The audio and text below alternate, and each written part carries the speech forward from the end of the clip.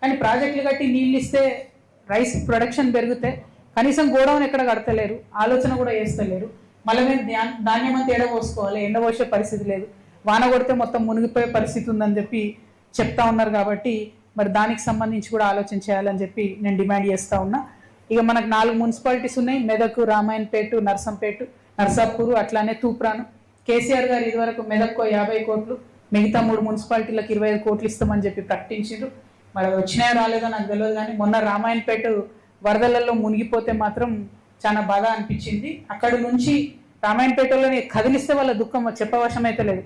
Revenue division కొట్లాడి తెచ్చుకున్నారు, ఇప్పుడు కాన్స్టిట్యున్సీ కావాలని అడుగుతున్నారు. కానీ రెవెన్యూ డివిజన్ వచ్చిందని కూడా ఆడ ఆర్డీఓ ఆఫీసే నడుస్తలేదు, మళ్ళీ ఆర్డీఓ ఆఫీస్ మొత్తం మెదక్లే నడిచే పరిస్థితి ఉన్నది. చాలా అంటే చాలా దారుణమైనటువంటి అడ్మినిస్ట్రేషన్ ఉంది.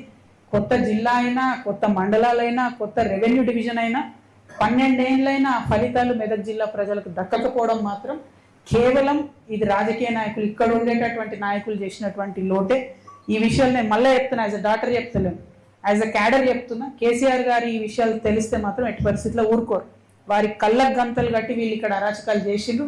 దానివల్లనే దానివల్లనే ఇక్కడ మెదక్లో బీఆర్ఎస్ పార్టీ అధోగతి పాలైందని చెప్పి నేను చాలా బలంగా నమ్ముతా ఉన్నాను.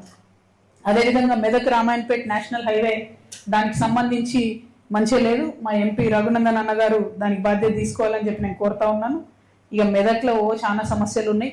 కాకపోతే ముఖ్యమంత్రి గారు కూడా వచ్చి ఇక్కడ శంకుస్థాపన చేసిపోయినట్టున్నారు. రామాయణపేటలో యంగ్ ఇండియా స్కూల్ కడతాం 205 కోట్లతోనని 2024 డిసెంబర్లో శంకుస్థాపన చేసిపోయిన ఆయన.